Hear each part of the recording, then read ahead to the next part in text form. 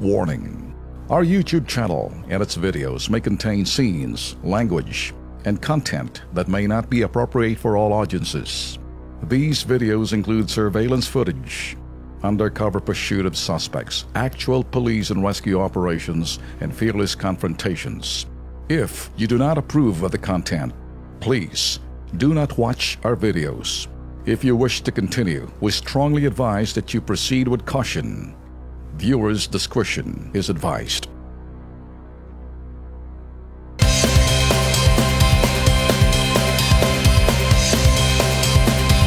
Okay, buwan naman, umpisahan ho agad natin to, ano? Mga boss, ito ho'y nanggaling na ho sa amin before. Nagsumbong ho sila sa isang sikat ho na restaurant, ang tawag ho dyan, Baba Gump. Sus Mariosep. Inumpisahan ho natin itong mga manggagawa ng mga naunang pumunta ho sa atin. Gawa nga ho ng hindi pag-remit ho ng kanilang mga SSS na binabayad nitong sikat ho na restaurant sa Makati. Ang kakapal na mukha nitong mga putok sa buhong to. Ngayon, nandito ho sila, parang nanghahamon ata yung restaurant ninyo, ano? Nandyan ho sila. Eh, pakisabi nga sa atin, ang ginawa dito, dahil nagsumbong kayo, tinanggal agad kayo. Yun nga po, the day after, yun, dalawa na sa amin kagad po yung tinanggal. Ano daw ang dahilan? Bakit? Dahil kita kayo dito? Ang sabi nga nun sa akin, dahil masama pakiramdam mo, uwi ka na. Sabi Ganun ko, lang. talaga, sabi ko, doktor ba kayo para magreseta? Sabi ko gano'n. Pero Sayang hindi nila naman magbigay. sinabing, pero sinabi ba na wala na sa trabaho? Alam po namin na wala na talaga sa trabaho. Okay. Kasi HR po yung nakausap ko. Pero Okay. before nun kasi, kausap ko yung isang manager, co-manager ko, na mismo nanggaling sa may-ari na pinapatanggal na kami. Pinatatanggal kayo? Effective that day, November 30. For what reason? For- Dahil pumunta rito? Yeah, opo. Dahil pumunta kayo rito sa Kilos Pronto, gawa nga ng kine-question ninyo that time, during that time, wala namang trabaho dahil day off nyo. Day off po namin. Mga day off ninyo. So, kumbaga, sumama ang loob nitong restaurant na Baba Gump sa Makati, sa may Greenbelt. Malapit, muntikan pa naman sana ako kumain dyan. Pero nung maisip ko kayo, Lumihis ka. ako. Oo. Doon lang sa kabilang restaurant. Kasi baka maisip nila, baka maging komportable. Malay mo, baka lagyan nila ng kung ano-ano doon, yung may-ari. But anyway, yun lang ang dahilan. Sinabihan na kayo. Pero hindi pa officially tinanggal na kayo. Walang official letter. Wala po, sir. Alright. Pailalim. Pero so ano ngayon kung pumasok kayo dahil talagang kinakailangan kayo pumasok? Actually, sir, nung gabing yun, kasi nauna siyang umuwi dahil pag umaga po siya. Ako until 10 p.m. po yung duty ko. Pagdating nung hapon, dumating yung HR. Holiday nun, pero pumunta siya. Together with 4 bodyguards. Okay. Ayun, talagang bantay sarado ako. Talagang gusto nilang umalis na ako. So, Sinusundan talagang- ako, bawat kilos galaw ko, sinusundan nila ako. Pero hindi ka na pwede magtrabaho. Sinabi ba, huwag ka na, last day mo na to. Yun po. Sinabihan ka ng ganon. Kumusta naman doon sa mga kasama mo? Ano bang situation sa kanila? Bali yung nangyari po sa kanila, pinatapos lang po kasi yung weekend eh. Pagkatapos? Then nung Monday, no? Monday, yun. Wala Yung 7 sa kanila, sunod-sunod yun. All in all, ilan kayong hindi na pinapapasok?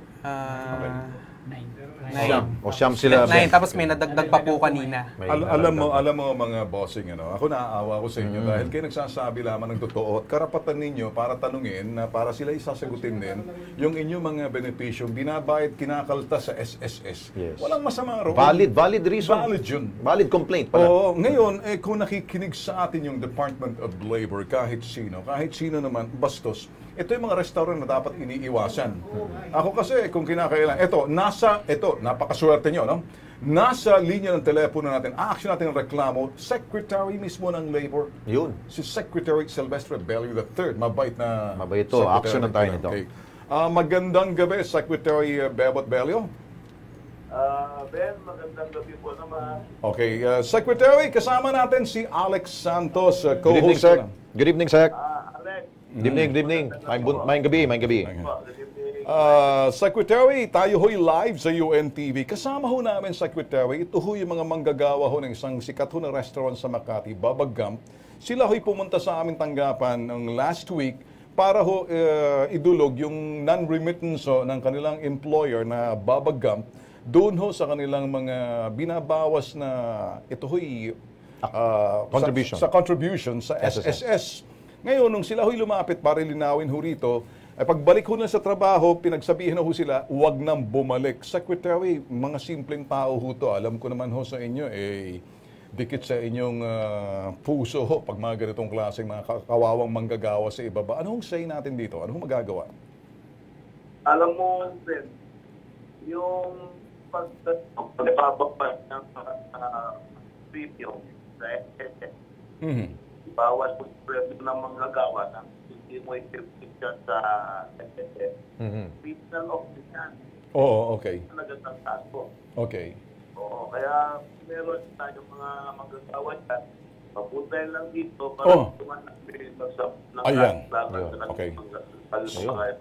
Secretary, alam nyo, sinabi nyo, yung keyword, papuntahin lang dyan, aasa ho kayo, Department of Labor na ho mismo, Secretary na ho mismo, may tiwala sa inyo. Sasamahan ho namin, Secretary, para matulungan ho natin kasi parang kinakawawa ho sila ng kalang employer. Unless may sasabihin ka, Lex. Oo.